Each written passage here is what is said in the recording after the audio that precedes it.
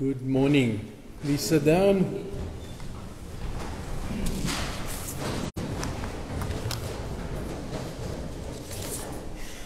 They say the fire season is on its way, so I'm busy with my helicopter pilot impression already. Okay, so, but yes, we're trying out this other mic because people say when I move away from this mic, sound disappears. People on Facebook can't hear, and even some people in church can't hear. My voice isn't loud enough apparently. So just a few announcements. Vandag se diens is natuurlik bietjie tweetalig. Ek gaan I'll speak both tales very deliciously. Ons gaan so 'n bietjie heen en weer gooi want dit is ons 5de Sondag gesamentlike diens. There's just some announcements. On Tuesday at 7 o'clock, there's Bible study at Margie and Verity's house. Wednesday morning 10 o'clock at Amatola Haven. Woensdag aand 6 uur by Johan en Christa Koch. En dan vra ons dat julle spesiaal bid asseblief vir die volgende 2 donderdae. This coming Thursday, the 2nd of February at 5 o'clock, it's the Dutch Reformed Church kerkraadsvergadering, church council meeting. So it's our church council meeting for the Dutch Reformed Church on this Thursday, and next Thursday, the 9th of February, is the Presbyterian church council meeting. So please keep those 2 meetings in your prayers. Dan klompie mense wat nog hier op ons bedstuis is. Tannie Reygreef is nog besig om aan te sterk daar in die recovery room in Amatola Haven. Robin sê hy is besig om te leer hoe leef 'n mens met pyn in die rug. Ons dink aan jou, Robin. We pray for you for that as well. Then Wayne Keatley, Jamie Lee Botha is still receiving some cancer treatment, en Henny Oosthuizen moet hierdie week weer gaan vir toetse en goed vir sy maagkanker. So daar's 'n klomp mense wat ons aan kan dink in die gebede. Dan net so 'n paar verjaarsdae hierdie week. Vrydag was dit Anne Wantenaar se verjaarsdag gewees. Sowel as Jamie Nadia van Koomga. 31st is Amanda Flanagan from Bolo. As well as Dirk Orendal from Thomas River. En die 3de Februarie is dit Mark Botha se verjaarsdag. So dit is al wat ek het wat afkondigings betref. As ek nou my papiere bymekaar kan kry, gaan dit baie help. Dis al wat ek het wat afkondigings betref. So welcome in our service. And like all the 5th Sunday services, it's going to be slightly different from the normal. I'm going to throw a few curveballs at you later in the service, so we'll get your input as well. But let us start off by listening to what God tells us about this day. Isaiah 9. The people walking in darkness have seen a great light. On those living in the land of deep darkness, a light has dawned. Die volk wat in duisternis ronddwaal, het 'n groot lig gesien. Hulle wat in 'n stuk donker land woon, oor hulle het 'n lig geskyn. It's just that reminder that God sent His light for us and to us. His light in His Son, Jesus Christ, of whom we are now called to be light bearers. Therefore, I'm greeting you with these words from Galatians 1 in verse 3. Genade vir julle en vrede van God ons Vader en die Here Jesus Christus. Grace and peace to you from God our Father and our Lord Jesus Christ. Amen. We're going to sing 2 songs. Our God is an awesome God. And the second song, Take My Life and Let It Be, will be both Afrikaans and English. So just follow the words. So, our God is an awesome God.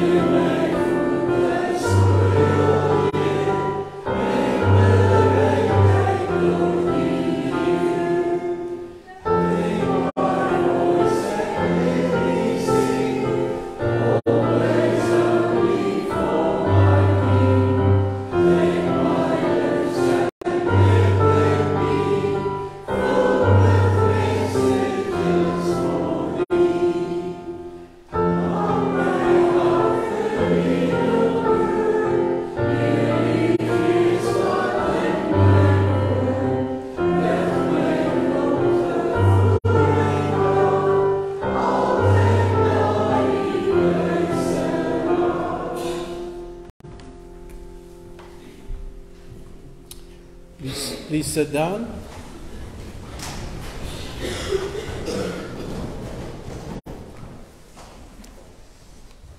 Micah 6. With what shall I come before the Lord, and bow down before the exalted God? Shall I come before him with burnt offerings, with calves a year old?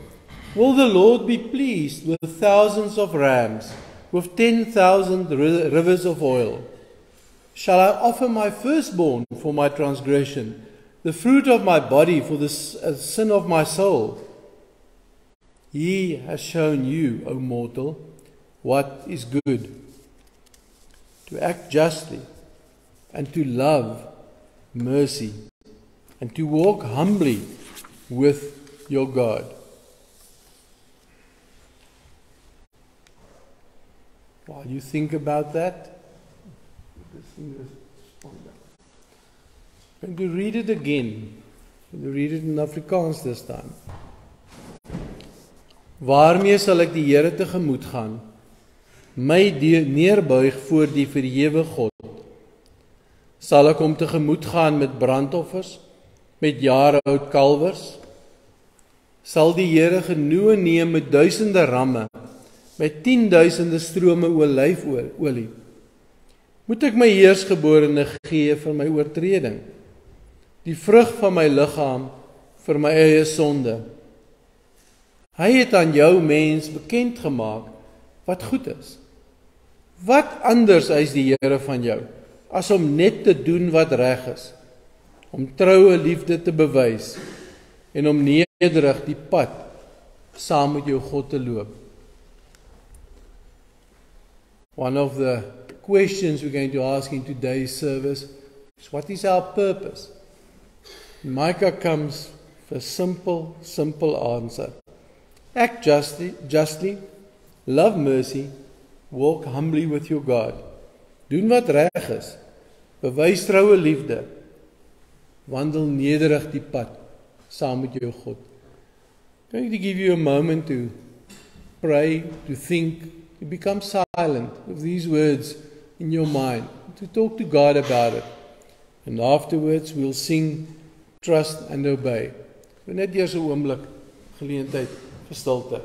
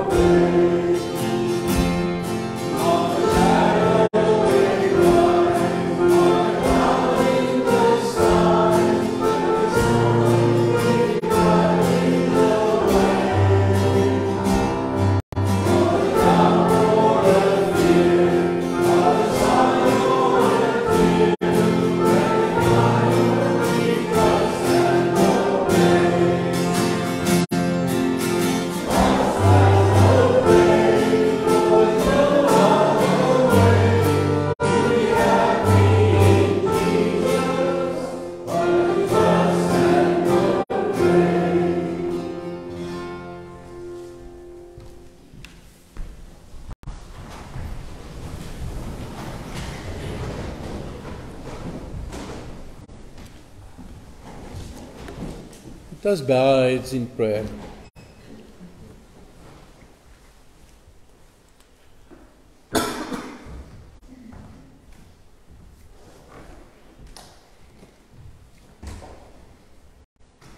Yes, Lord, Two simple words, trust and obey. But words that is difficult for us. We learn very early on, we can't trust anybody. We warned about strangers. We warned about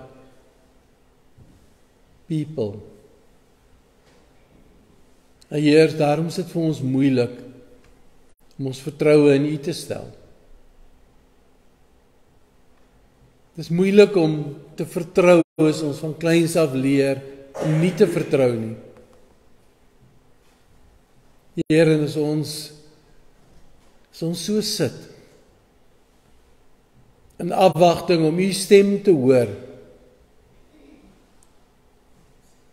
dan wil ons vertrou en ons wil gehoorsaam wees. Will you help us through your Holy Spirit? Will you open our hearts? Will you open our minds? Will you open our eyes and ears? That we can hear your voice. And that we can really trust and obey.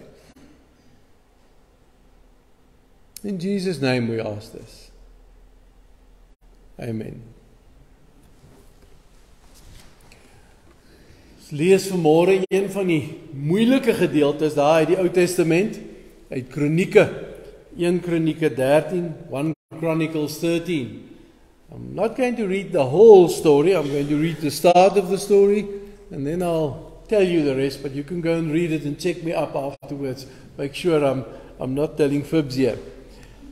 En sien daar dat ons gesamentlike diens is, gaan die Afrikaans en die Engels is op die skerm, maar ek gaan een deel Afrikaans, een deel Engels lees, soos ons aangaan.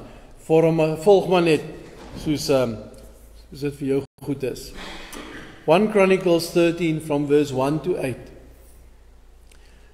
David conferred with each of his officers, the commanders of thousands and the commanders of hundreds. He then said to the whole assembly of Israel, "If it seems good to you, and if it is the will of the Lord our God, let us send word far and wide to the rest of our people, throughout the territories of Israel, and also to the priests and Levites who are with them in their towns and pasture lands, to come and join us. Kom ons bring dan die ark van ons God na ons toe, want in Saul se tyd het ons nie daarvoor gesorg nie." Die hele geloofsgemeenskap het ingestem om dit so te doen, want die saak was reg in die oë van die hele volk. So David assembled at Israel from the river Shihor in Egypt to Lebo Hamath to bring the ark of God from Kiriath Jearim. David and all Israel went to Baalah of Judah, that's Kiriath Jearim, to bring up from there the ark of God the Lord, who is enthroned between the cherubim, the ark that is called by the name. Hulle het die ark van God op 'n nuwe wa van Abinadab se huis af vervoer, en Ussa en Agio het die wa begelei. David en die hele Israel was in algehele oorgawe uitbundig voor God, met liedere, harpe, liere, tamboeryne, simbale en trompette. I'm only going to read up to there for now. Something that struck me in going through the passage is these words, "If it seems good to you, and if it is the will of the Lord our God." David wanted to bring the ark to Jerusalem. Now the ark, if you'll think back, had a bit of a checkered history. It was made, the tablets, the 10 Commandments was put in there. Dis die hele tyd in die woestyn, altyd saam met die Israeliete gewees. En dis so 'n boks, houtboks, met 2 wat genoem word cherubim, so bo-oor met hulle vlerke so oor die kus. En vir die Israeliete, hulle verstaan, was dat een van twee goed, of God self is teenwoordig tussen daai vlerke, of dis God se voetbank vir sy voete. Mens kry albei die beelde in die Ou Testament. So it was extremely important to them. They felt that sustained them in the desert, that led them.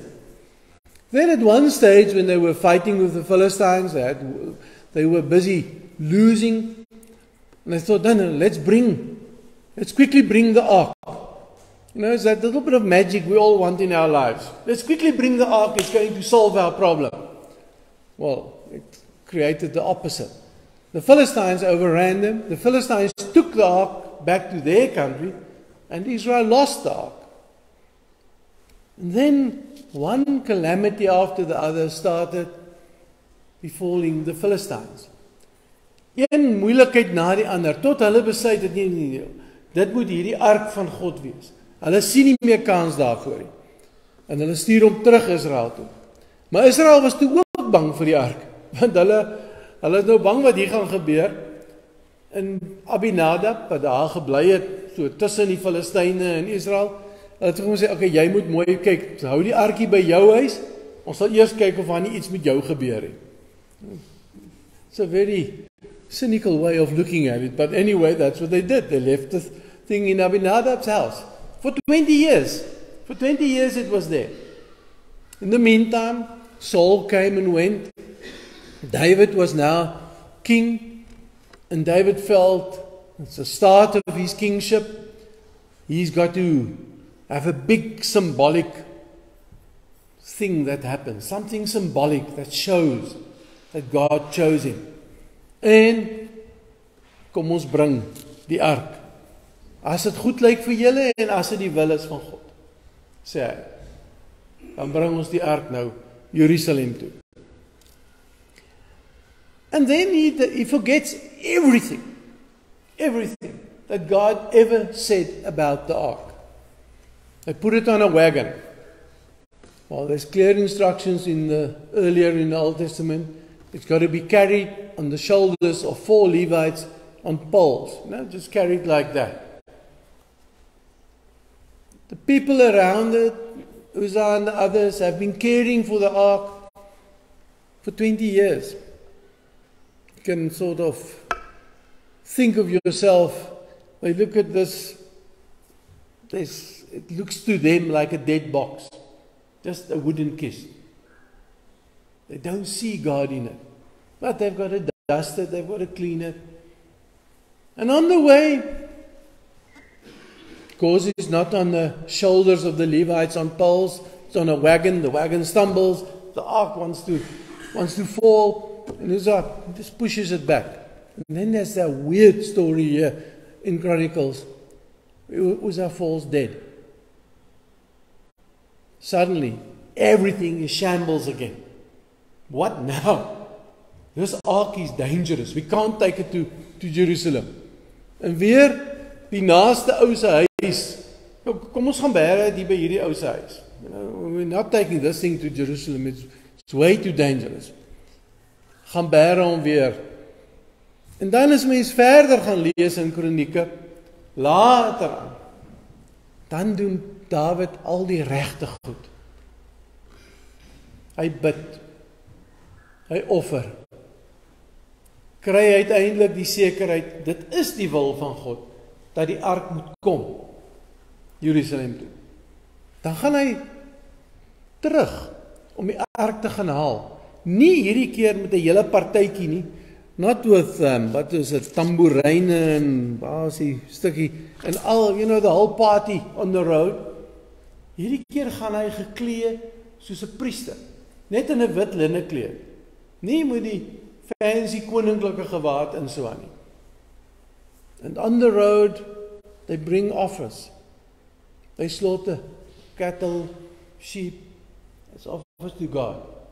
So it's a total different bringing to Jerusalem the second time.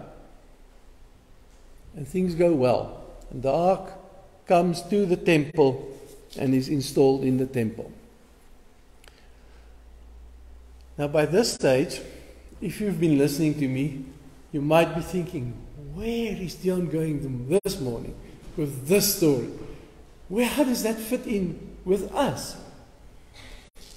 Because we are also busy making big plans. We are thinking and praying, hopefully as well, all of us, about this working together between the two congregations. En ek sien iets baie interessant in hierdie gedeelte. God kan en God wil ook soms ons planne gebruik om sy wil uit te voer. But there's also the warning. If we are not really seeking His will, if we are not doing it, going in humility, in humbleness, as Micah said, walking humbly before our God with our plans. If it's just, we're so clever, we've got all these plans, we just know how things are going to work out. If you go with that attitude, things can and often will end in disaster. So vir my is hierdie 'n waarskuwing. Daar's plekke waar die Bybel baie negatief praat oor ons planne. Want dit is gewoonlik daar waar ons gedink het, maar ons is okay, ons weet wat om te doen. Ons is seker van wat ons doen. Hierdie gedeelte kom waarsku ons. Dit gaan nie oor wat ons doen nie. Het gaan nie oor wat ek of jy doen nie. Het gaan nie oor ons slim planne nie. Ja, daar moet planne wees. Maar altyd planne in nederigheid, biddend, afhanklik van God. And part of what I hope we can do today is to leave a few questions, to leave a few things with you that you can help us in the church council, individuals, pray about what we are busy doing with these two congregations. I don't know if you remember, last year at one of the 5th Sunday services which we held in the hall at the Dutch Reformed Church, I gave everybody 3 little post-its, those little yellow papers that you just stick somewhere. Op die eerste ene moes julle geskryf het, wat was goed oor die verlede? Wat wil jy onthou oor hoe ons in die verlede gewerk het? Wat wil jy nie verloor nie? And I challenge you to write it on there and to keep it somewhere safe, in your Bible, in the flap of your cell phone or somewhere. I hope you still all have your post-its. I'm not going to ask you to show them to me this morning, but maybe go and look for them and remind yourself again, what was good about the past? Because we're all working together. We all lost something. Presby Church had to say goodbye to Ian after, 25 odd years. It's half a lifetime. It's a lang tyd. Albei van ons, albei kerke, moes afskeid neem van 'n bietjie eie mag, van ons doen dinge soos ons dit wil doen. We've got to take other people in consideration. There's things that we've lost.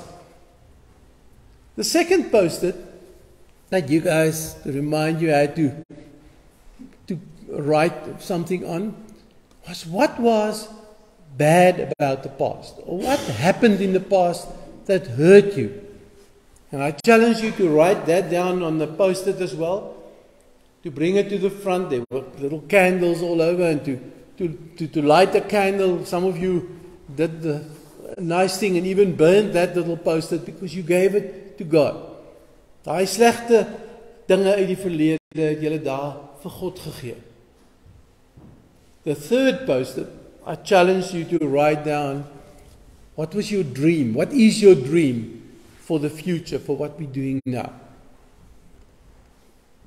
I didn't tell you beforehand, but after you wrote everything down, I then told you, I want those post-its. Because I want to dream with you. En daar was 'n klomp mense die dag in die diens. En ek het al die post-its gevat, en ek het huis toe gegaan met hulle, en ek het hulle deurgewerk.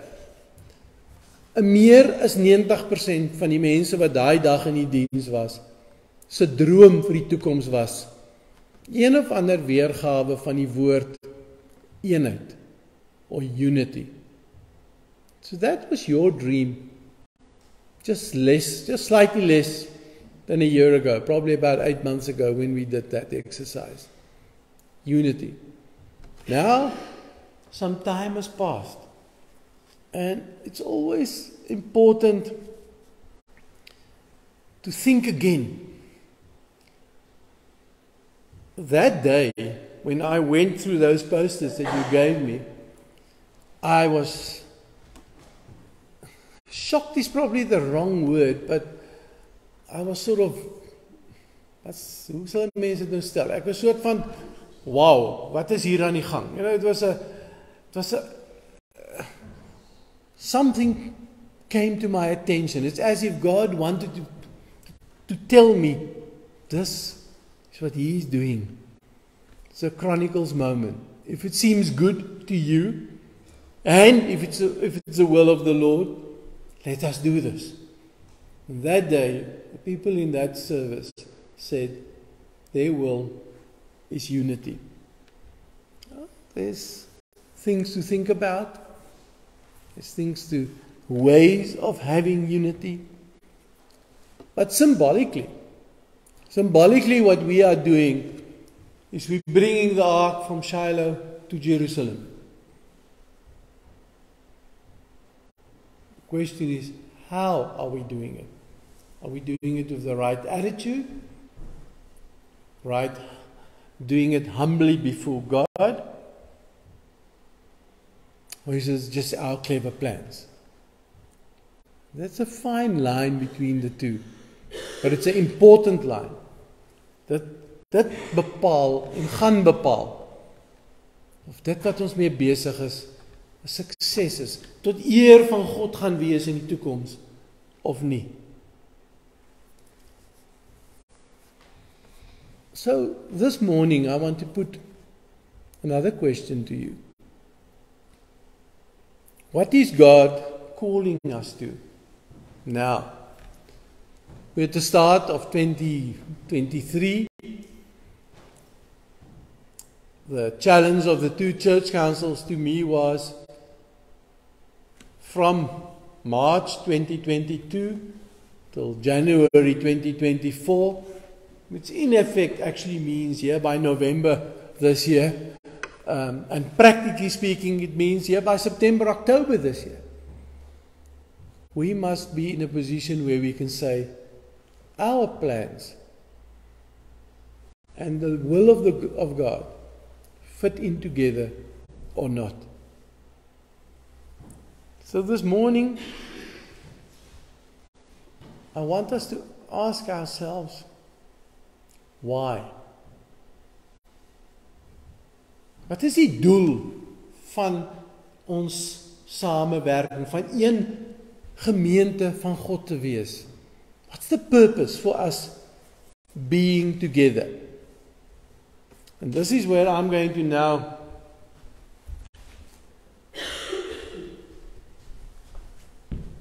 put the ball in your court for a little bit.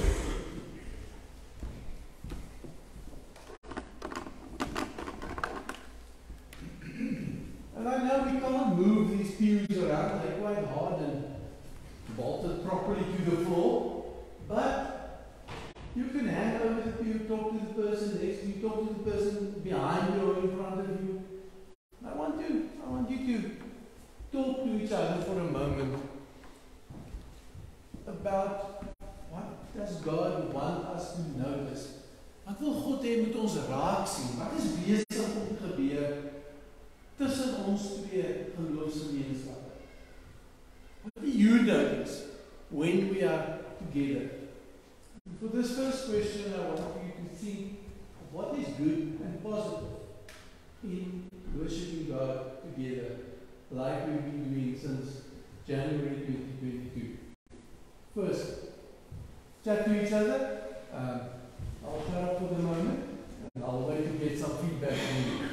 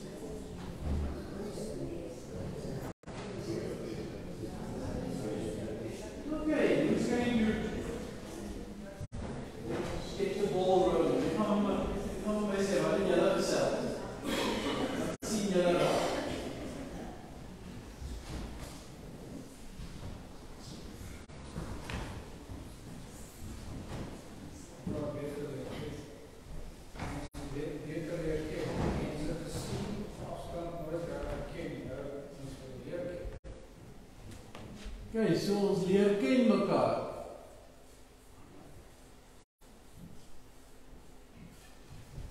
I was never trained as a teacher, so don't judge me.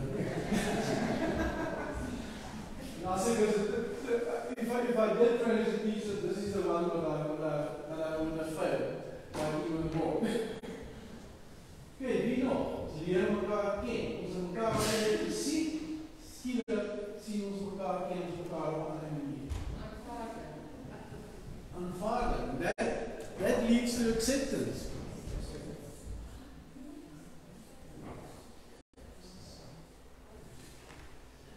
It's a very important one.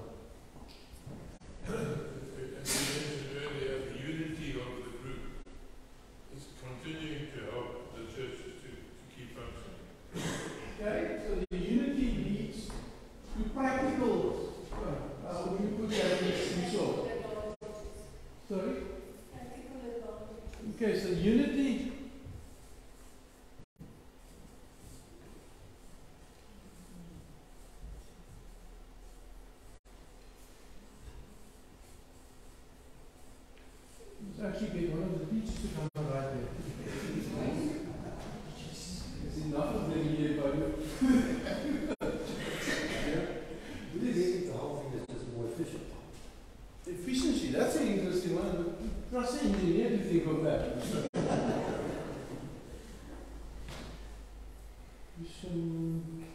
I can't spell. Something like that. I can tell you half of the word. I was niet Engels. Ja, dus dat is wel zeker. What else is this? Also, you're learning from each other, different ways of being. So ons leer ken nie net mekaar nie, ons leer ook by mekaar. So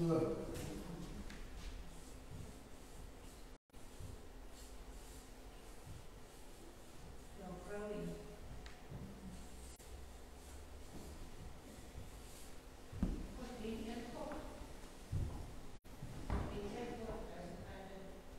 we serve one God. Sometimes we have to be reminded of that, unfortunately.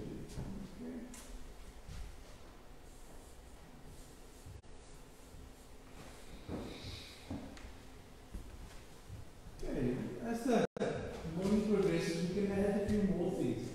There's already quite a few very nice things for me. Second question.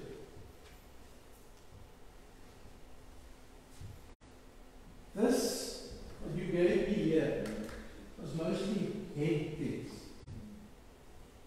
How do you feel? We speak with our culture has been influenced by the Greeks because we feel our emotions sits in our hearts. But in the Old Testament, emotions sits in your gut. That's how do you feel in your gut about what is happening here? How does the Holy Spirit touch our emotions? Is this just an intellectual exercise? Is it just for practical purposes? Or does the Holy Spirit touch us in our hearts? Raak die Heilige Gees ons hart aan. Selfs wat ek met mekaar.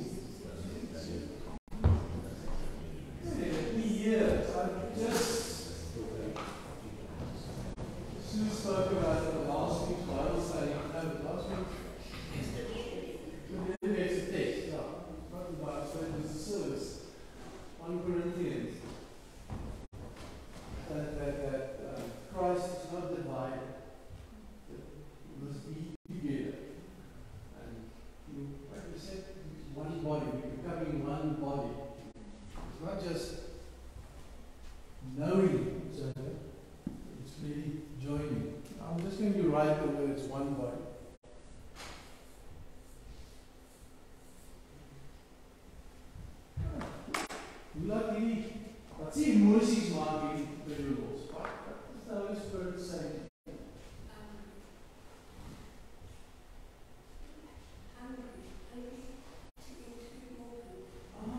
Okay.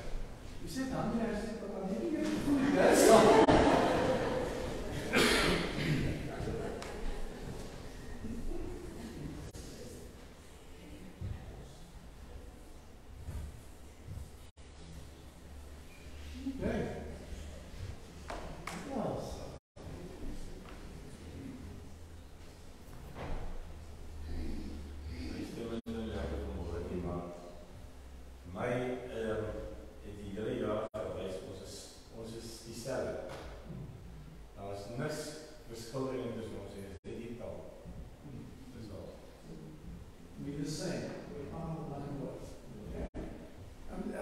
Net so skryf, soos jy gesê, dieselfde.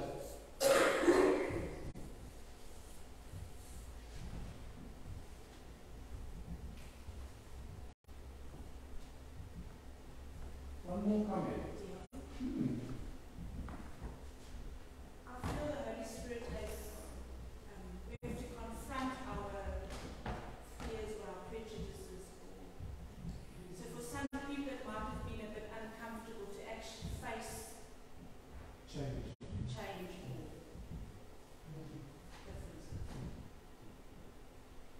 Aren't you proud? You hear all that funny English words I read this morning? I just pronounced. You think a year back when I got two words like that, I switched to Afrikaans. Yes, but die sal mense dit lekker kort opsom vandag. Say again? Face prejudice. Face prejudice.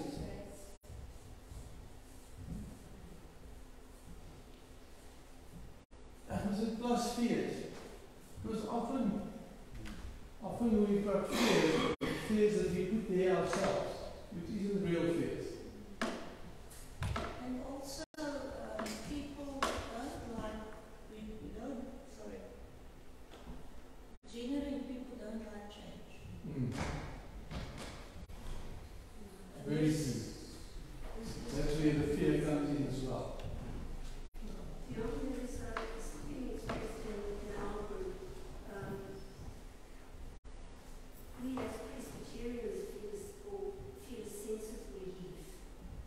Because when Ian left, if we had not joined together with the DRC on church community, we think. That's what we think. Relief.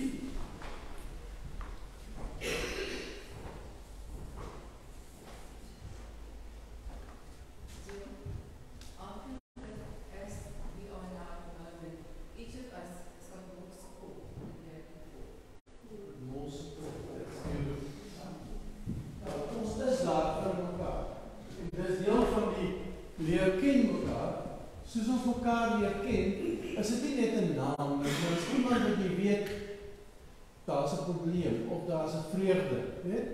And we can join in that.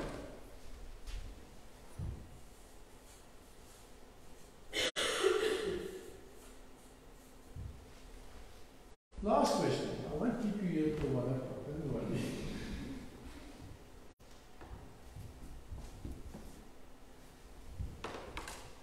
If you think back, Sue rightly reminded us from last Sunday's text on Corinthians, Christ is not divided, Christ is one.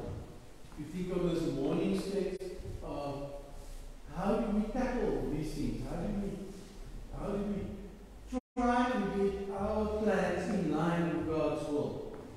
How do you think? If you think back the year where you are now, what does God bring to our attention? Wat wil God hê moet ons raak sien, moet ons onthou? Selfs 'n bietjie met mekaar praat. Chat to each other. What does He want us to see, to remember?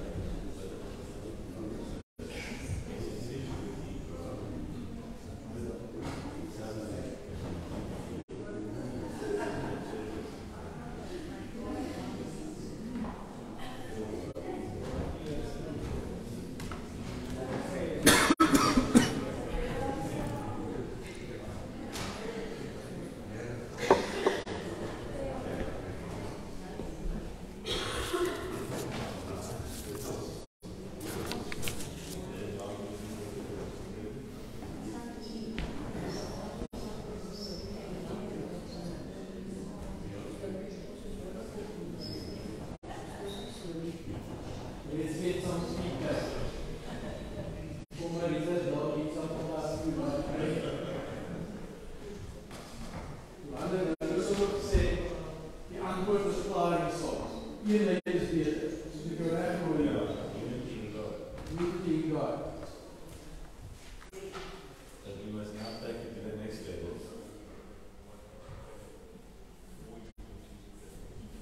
Wat is die next level vir jou?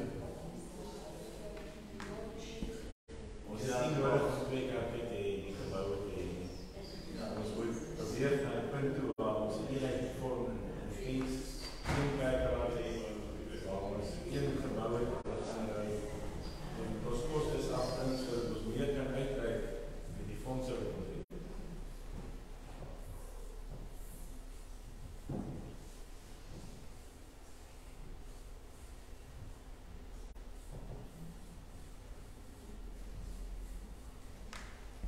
This is my summary of what Johan said. Said unity is better. We must now shift gears to the next level. Must make more things one, so that we can be more efficient, so that we can be able to reach out. That's just your focus on one. Okay. Nog iemand? Ja, daar doe ik maar dat ik vader aan de lange niet. You should read 5 years from now. Exactly what it is. Bill, what do we need to pay attention to? What the Holy Spirit is actually saying to us. And I think that the census around there is the same. So, yeah, I think we are hearing the Holy Spirit. Also, what Hamish mentioned cities, normally you hear of churches splitting up, following this one and following that one, but we are hearing God's voice to be one. But we mustn't rest on that. We need to move forward and we need to I'm not writing down the color. Don't listen to our Lord. I think we've arrived.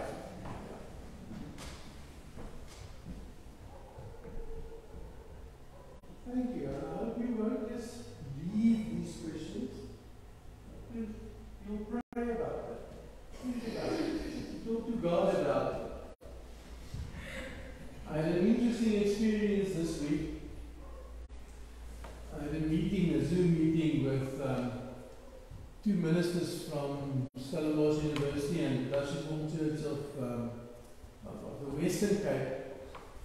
I spoke to them a while ago, last year when I was in Wellington, about what we were doing. And for the Western Cape, it was like, English and Afrikaans together. How could you manage that? But anyway. And I had a meeting with them this week, and we still take it these next 2 weeks to the church councils, and I'm waiting for some written stuff. But the bottom line is what they want is for us, is to use what we are doing as study material vir navorsing. Hulle vir navorsing gebruik, because they say what we are doing is unique. And they need it in the Western Cape. There, even when two Afrikaans congregations join, it's a massive issue. They don't know how to handle this. They see in what we are doing something that can help them. So, here we sit in Little South Rand, we always feel, nothing goes right. The only thing that gets more is potholes, that type of thing. But in the meantime, God is using us. I love what I saw here. He's bringing us together. He's teaching us acceptance, but at the same time, He makes us a witness for this town. And maybe through the university research project, a witness for a wider audience. I want to close off by just 2 remarks. Firstly, don't sell yourself short, I think is the English expression. Moenie te min dink van wat ons besig is hiermee nie. Maar moet ook nie te veel dink van ons planne. If it is our plans and it's God's will, it will succeed. And we have to be really, really attentive. And I'm not saying these words just idly. I'm asking everyone to pray about this unity. Believe me, I've been a minister long enough, and I'm grey and bald enough already to know when something good is happening, something according to the will of God is happening. It takes a small thing to sink. Keep on praying. Keep on being attentive to what the Holy Spirit wants to say to us. Keep on being obedient to the Holy Spirit. And let's not like David have the party too soon. Let us walk humbly with our God. And be humble with our own plans as well. That's my prayer for us and for everyone. Amen. And now we're going to sing a beautiful song. Lord, you are so precious to me. And if that is our attitude, it can only be according to the Holy Spirit's will.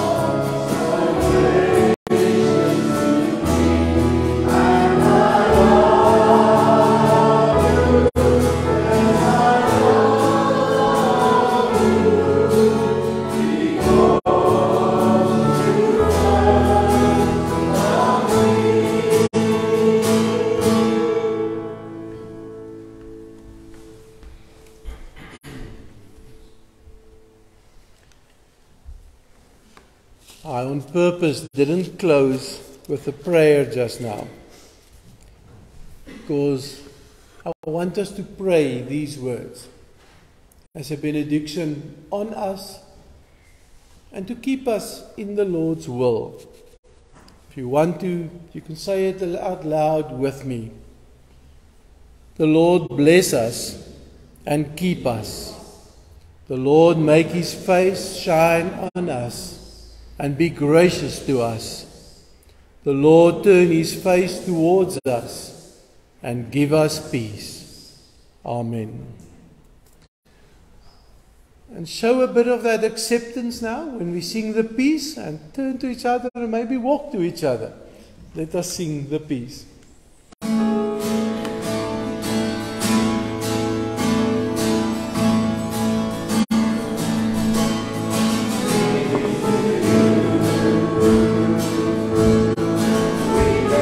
Now